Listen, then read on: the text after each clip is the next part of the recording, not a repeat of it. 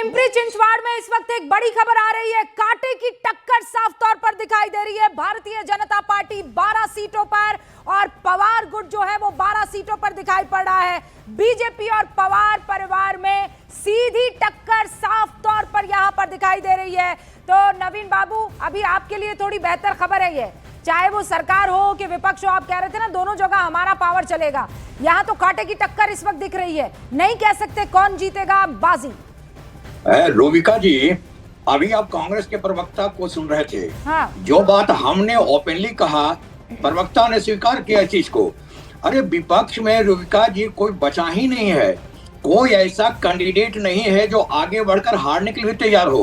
वहां जीतने का तो कैंडिडेट ही नहीं मिलता है, हारने वाला कैंडिडेट उनको नहीं मिल रहा है। ये हालत हो गया है।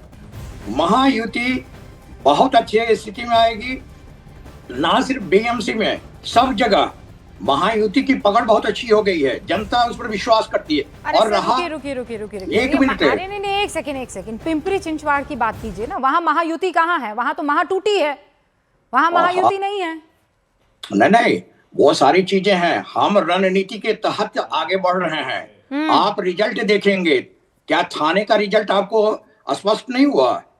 वहां क्या हुआ था? सब लोग अलग अलग लड़े थे और क्या स्थिति हुआ? महायुति का वहां सरकार बनी, कि वहां सत्ता में आया कि नहीं? अरे लेकिन वहां तो भैया आप महायुति अगर हार जाती है तो उसे हरा रहे हैं ना। पिंपरी चिंचवाड़ के रुझान ये बता रहे हैं कि आप लोगों में कांटे की टक्कर है। नहीं, ठीक है। अगर दोनों साथ होते तो जीत अब तक हाथ में होती है आपके। वो आगे आने दीजिए न, जब पूरा स्कोर आ जाएगा तो आपको पूरी बात स्पष्ट हो जाएगी। अरे पूरी बात में यही स्पष्ट होगा ना कि या आप जीते या फिर फडणवीस जी जीते। अरे वो सब जो भी जीतेंगे वो महायुति का हिस्सा होगा। हाँ, वही तो कह रहे हैं। इतना साफ कह रहे हैं और क्या कह रहे हैं वो घबराइए नहीं रुबिका जी। हम महायुति वाले सत्तारूढ़ हर जगह हो रहे हैं, होंगे। वाह, बड़ा खेला खेल लिया आपने तो। यहाँ पर किसी को मौका ही नहीं दिया। विवेक गुप्ता मेरे साथ मौजूद है, अरुण सिंह मेरे सहयोगी मौजूद है, शिवानी पांडे थाने से मौजूद है। शिवानी, आपके पास मैं आऊं उससे पहले गार्गी कुछ कहना चाह रही है। गार्गी क्विकली। जी तहसीन, जो कांग्रेस की बात कर रहे थे ना, मैं यहाँ पे रहती हूँ, मैंने कोई रैली नहीं देखा कांग्रेस का। कोई रैली, बीजेपी कर रहे, यूबीटी कर रहे, एक रैली नहीं। और तो दूसरी बात, ये जो प्रकाश आंखें अम्बेडकर के साथ अलायंस किया, उन्होंने तो 16 जगह पे कैंडिडेट तक नहीं दे पाया। जो इन्होंने कहा ना कि जीतने के लिए तो छोड़ दीजिए, हारने के लिए कैंडिडेट नहीं है कांग्रेस के अलायंस के पास। तो ये तो हाल है तहसीन, ये हाल है कि सच्ची में हारने के लिए तक कैंडिडेट नहीं दे पाया। जो 60 सीट का शेयरिंग लिया प्रकाश अम्बेडकर, उन्होंने कैंडिडेट नहीं दे पाया। तो ये जब हाल होगा तो कैसे, ऑब्वियसली आत्मचिंतन तो करना ही चाहिए। तहसीन मैंने एक रैली तक नहीं देखा, छोड़ नहीं, दीजिए वो जो रैली तक प्रोफेसर साहब, प्रोफेसर मैम प्लीज, मैं आपको क्लैरिफाई कर दूं। वो जो 16 कैंडिडेट्स की बात थी वो प्रकाश अम्बेडकर जी को देना था, अचानक से उन्होंने कैंडिडेट्स नहीं दिए। और तो इसके आगे मैं कुछ नहीं कहूंगा, इसके आगे मैं कुछ नहीं कहूंगा, मैं छोड़ देता हूँ, यहाँ पर बात छोड़ देता हूँ। बट वो प्रकाश अम्बेडकर जी को देना था, वो कांग्रेस का नहीं था। मैं इसके आगे कुछ नहीं कहूंगा, मैं इसके आगे कुछ नहीं कहूंगा, इसके आगे चुप बैठूंगा। आपका ही तो नुकसान हुआ ना, कांग्रेस का ही नुकसान हुआ। शहजाद कुछ कह रहे हैं, उसके बाद आपको दोबारा नतीजों की तरफ ले चलूंगी। शहजाद, देखिए, अगर आप कुल मिला के 29 कॉरपोरेशंस की सारी सीटें मिला देंगे तो कुछ 2900 सीट्स होती है। उसमें महायुति अभी 400 से अधिक जगहों पर है। आप सोचिए स्केल और साइज, और महाविकास आघाड़ी मात्र 40-50 पर है।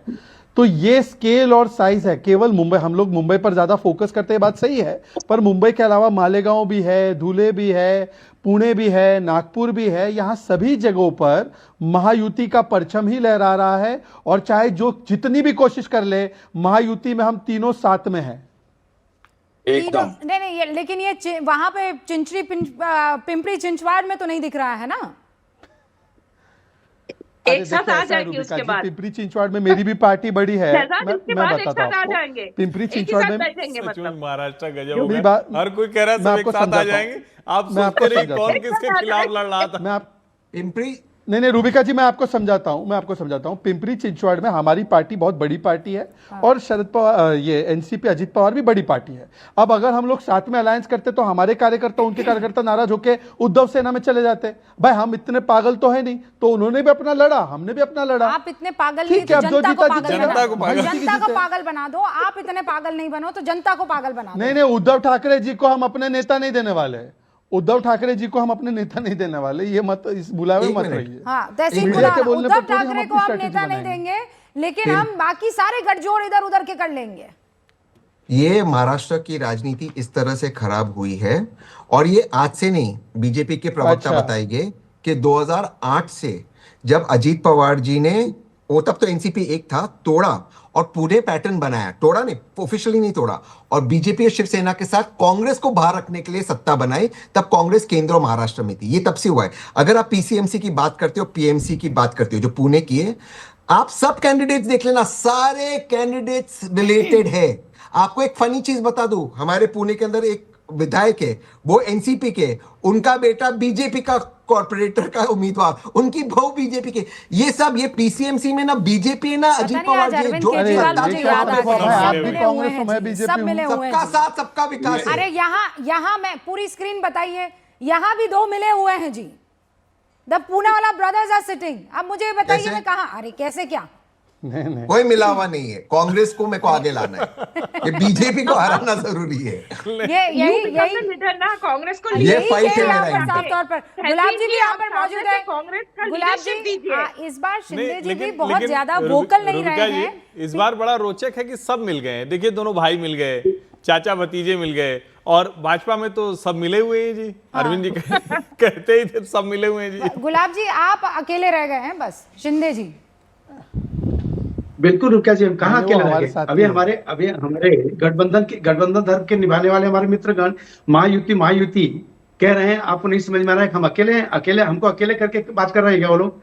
हमारा महायुति गठबंधन, आपकी स्क्रीन पे जो भी कुछ परिणाम दिख रहा है, उस सभी लोगों का, उस महागठबंधन का परिणाम स्वरूप जो भी आएगा वो एकनाथ शिंदे हैं, आदरणीय देवेंद्र फडणवीस साहब हैं, वो अजीत दादा हैं। अभी जहां तक भिन्न जगहों पे अगर हमने अलायंस नहीं किया है, तो इसका मतलब नहीं कि हमारा परिवार टूटा है या हमने किसी एक दूसरे के खिलाफ कोई वहां पर हमने आवाज उठाई है।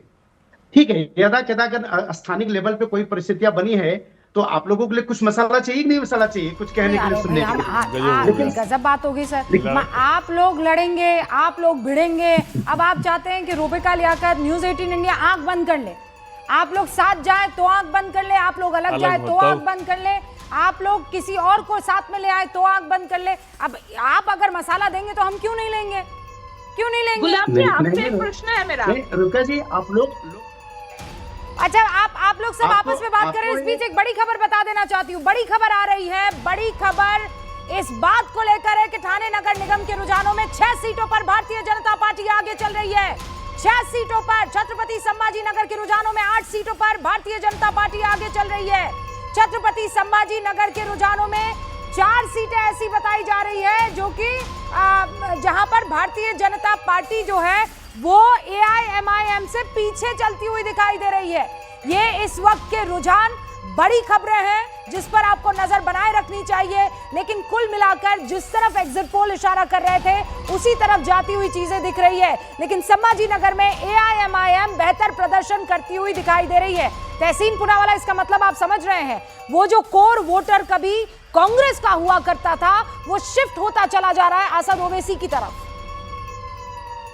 बीजेपी की तरफ। और कांग्रेस को मुसलमान वोट बिल्कुल नहीं खोना चाहिए था, तो ये कांग्रेस ने स्ट्रेटेजिकली मिस्टेक किया है।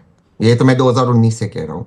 मुस्लिम वोट जो कांग्रेस के साथ एक साथ आया था, जिसमें 2024 में कांग्रेस और उसके साथ उद्धव जी को लाभ हुआ था और एनसीपी को लाभ हुआ था, जो एमपीज आए थे कांग्रेस के। व्हाट इज द रीजन, मुझे ये बताइए, क्यों मुसलमान जो है या मुस्लिम वोट कांग्रेस को नहीं मिल रहा है और बाकी रीजनल पार्टीज की तरफ जाता हुआ ज्यादा दिख रहा है? वो महाराष्ट्र में उनको वोट कर रहे थे जो बीजेपी को रोक सकते हैं। इसके लिए वो सिर्फ कांग्रेस से नहीं गया है, जहां पर कांग्रेस रोक सकती है बीजेपी को, वहां पर वोटिंग हुआ है।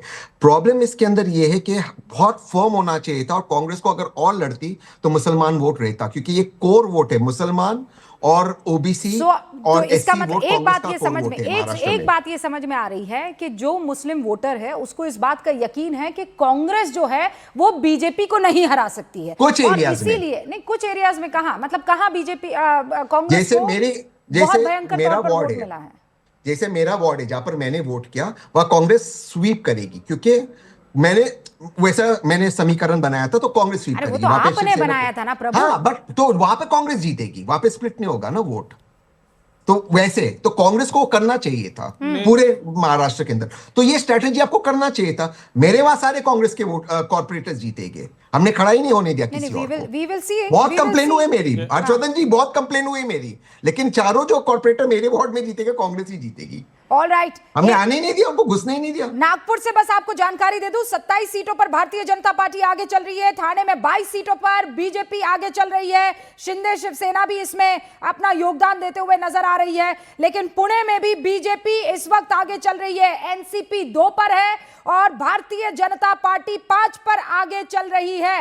ये इस वक्त की बड़ी खबर है। कुल मिलाकर महायुति की बल्ले बल्ले दिख रही है। लेकिन हर्षवर्धन जी, यहां पर जैसा जो समीकरण दिख रहा है, क्या हारे तब भी हमारी जीत है? क्योंकि सामने वाला तो पवार गुट है, पवार गुट तो अपना ही है, जीते तब तो जीते ही हैं।